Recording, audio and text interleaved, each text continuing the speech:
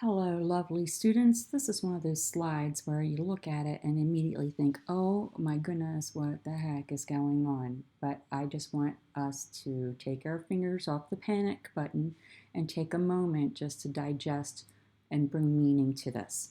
Okay, so I wanted us to notice that if we have x to the third times x to the sixth, so we have two exponents and we're multiplying, what do?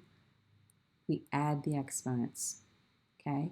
Similarly, over here, I want us to realize that logs are exponents, right? The output of a log is an exponent. So if we're multiplying, if I want to take the log of two things that are being multiplied, we can add the exponents, right? This is an exponent, this is an exponent. Logs are exponents. So I'm trying to show you why this property of logs exists. It's related to the same property with exponents. So when you're multiplying, you add the exponents. When I'm multiplying, I'm adding two exponents. All right, let's look at this example here. We're dividing, right? X to the third power divided by x to the sixth power. What do? We subtract the exponents.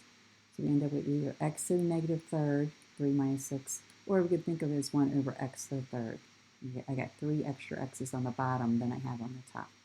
Okay, but regardless, when you're dividing, you subtract the exponents.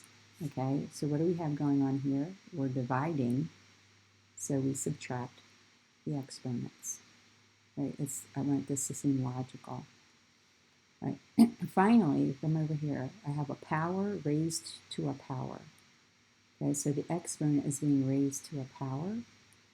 So the rule for regular old exponents is you multiply those and you get x to the 18th power. When I come over here at logs, I have basically this is an exponent being raised to a power, so we should multiply them. So we multiply b times the log of a. They put the b in front because you want to make sure it's obvious that you're taking b times the log of a. You could say log of a times b, but then that gets confusing. It might start looking like this up here. So the way I think about it is that this b gets moved down into the front and then you multiply it. B times the log of a. Don't say log a, that's just going to be frowned upon. Okay, it's b times the log of a. Right, so the b gets moved in front and it gets multiplied. Just like here, the 6 gets multiplied by the 3, the b gets multiplied by the log of a.